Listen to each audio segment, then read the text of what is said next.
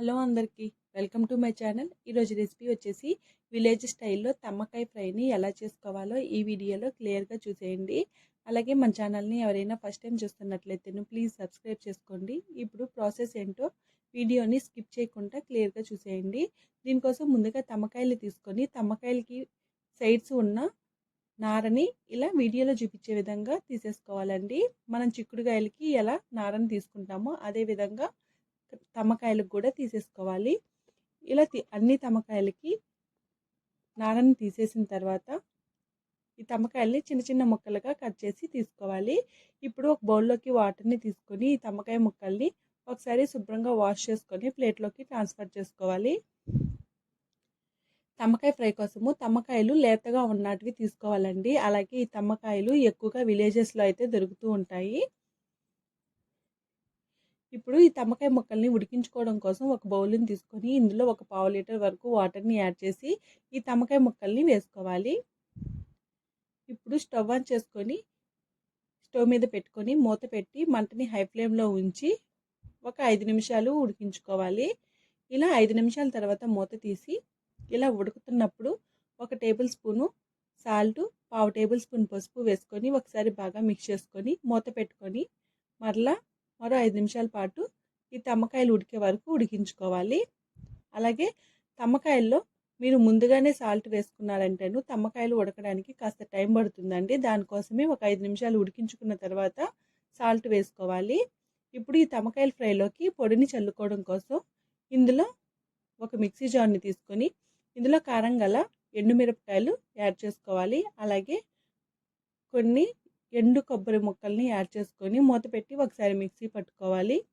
అలాగే మిక్సీ పట్టుకున్న తర్వాత మూత తీసి 1 కప్పు పుట్నాల పప్పుల్ని యాడ్ చేసుకొని ఒకసారి మిక్సీ పట్టుకొని ఇలా బాగా మిక్స్ చేసుకోవాలి. ఇప్పుడు ఈ పొడిని పక్కకు ఉంచేసుకొని మూత తీసి ఈ తమ్మకాయ ముక్కలు ఉడికాయో లేదో చెక్ చేసుకోవాలి. చూడండి తమ్మకాయ ముక్కలు ఎంత చక్కగా ఉడికిపోయాయో. ఇప్పుడు ఈ తమ్మకాయ ముక్కల్ని వాటర్ లేకుండా వడగట్టి పక్కన ఉంచుకోవాలి. ఇదే స్టవ్ మీద కడాయి పెట్టుకొని 3 టేబుల్ స్పూన్ల వరకు ఆయిల్ వేసుకొని ఆయిల్ వేడిన తర్వాత 1 టేబుల్ స్పూను మినపప్పు వేసుకొని కాస్త ఫ్రై చేసుకోవాలి.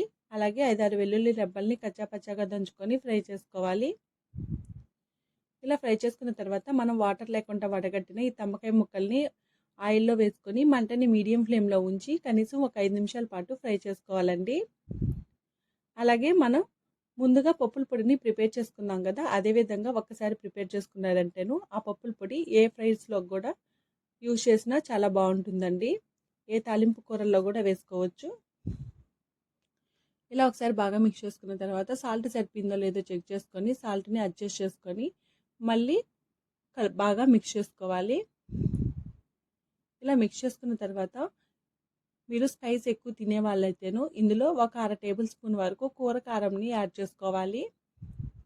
లేదంటే కారంని యాడ్ చేయాల్సిన అవసరం లేదండి. మనం పొడి కొట్టుకున్నాం కదా, అందులో ఎండుమిరపకాయలని వేసుకున్నాం కదా, ఆ కారమే సరిపోతుంది. అలాగే ఈ ఫ్రైలో కారము సాల్ట్ కాస్త ఎక్కువ వేసుకుంటేనే టేస్ట్ చాలా బాగుంటుంది. ఇలా కారం వేసుకొని ఒకసారి బాగా మిక్స్ చేసుకొని మనం ముందుగా మిక్సీ పట్టుకున్న ఈ పప్పుల పొడిని ఒక 2 టేబుల్ స్పూన్ల వరకు వేసుకొని ఒకసారి బాగా కలుపుకొని సాల్ట్ సరిపోయిందో లేదో చెక్ చేసుకొని సాల్ట్ని అడ్జస్ట్ చేసుకోవాలి. అంతేనండి, ఇంకా స్టవ్ ఆఫ్ చేసుకొని సర్వింగ్ బౌల్లోకి తీసేసుకోవడమే. ఇది వేడివేడిగా మీరు ఉత్తిగా తిన్నా చాలా బాగుంటుంది, అన్నంలో కలుపుకొని తిన్నా కూడా చాలా టేస్టీగా ఉంటుందండి. చూసారు కదా తమ్మకాయ ఫ్రైని విలేజ్ స్టైల్లో ఎలా చేసుకోవాలో. ఈ వీడియో మీకు నచ్చితే లైక్ చేయండి, షేర్ చేయండి, కామెంట్ చేయండి. అలాగే ఈ రెసిపీని మీరు ట్రై చేస్తే మీకు ఎలా కుదిరిందో కామెంట్ చేయండి. Thank you for watching.